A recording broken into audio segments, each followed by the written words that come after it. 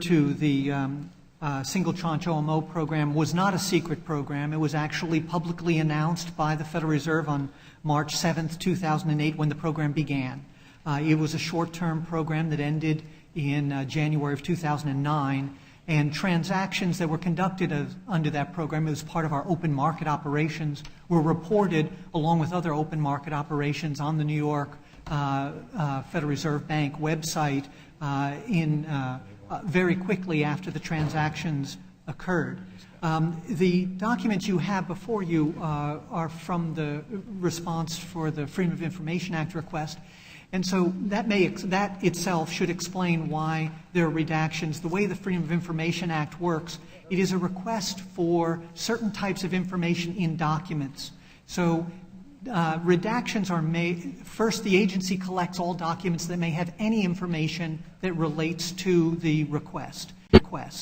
Then information that is not requested is taken out of the documents, redacted from the documents, simply because it's not responsive to the request. So it's not a desire to keep things secret. It's instead a desire to be responsive to the requests. There often, when a requester asks for documents, there often is information that is extraneous or not the kind of information that was requested, not relevant to the request, and that's taken out of the documentation. And that's why you see so much redaction in the documents before you. These documents were reviewed by the court and released by the court in accordance with the Freedom of Information Act. Does that mean if somebody would follow up and broaden that request, that all that material could become available? Would they have to just change the Freedom of Information Act request? So if another request were made for a broader range of information, we would review that information, determine what is confidential and what could be released, and a decision then would be made on that request. Can it be made so broad that just turn over everything?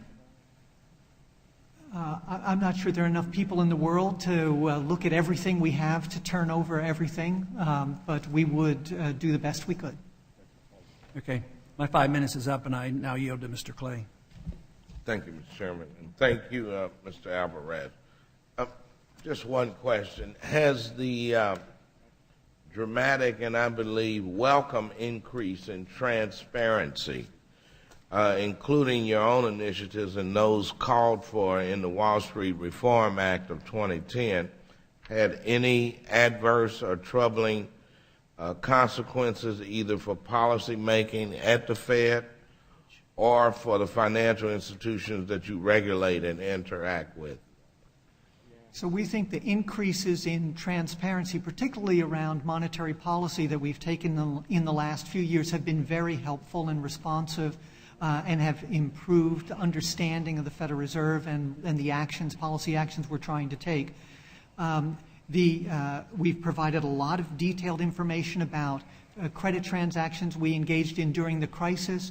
There have been, Congress, we think, struck a very important balance between the need for access to that information and providing a delay so that participants in the transaction don't experience stigma that often occurs when there's an immediate release of information, allowing, therefore, an explanation for why institutions have participated in the facilities. We're monitoring whether there'll be any effect. We, of course, won't know until we see how these facilities operate in the future. We will keep the Congress informed on the effectiveness. If there is any bad effect, we'll let you know. So you will inform the Congress as to if there needs to be changes in the law or whatever. Okay, thank you for your response. And at this time, Mr. Chairman, I'd like to yield the balance of my time to the gentlewoman from New York. I thank the gentleman for yielding, and I thank the chairman for holding this important hearing, and I welcome both of our witnesses.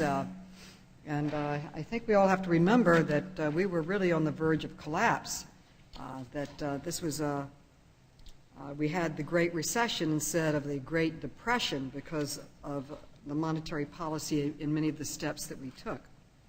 One of those steps that we've taken to stabilize our markets and move forward is the Dodd-Frank bill. And in that, we required the GAO to conduct an audit of the Federal Reserve. And we also required the Fed to make information about the transactions through emergency lending facilities from December 2008 to March 2010 available to the public.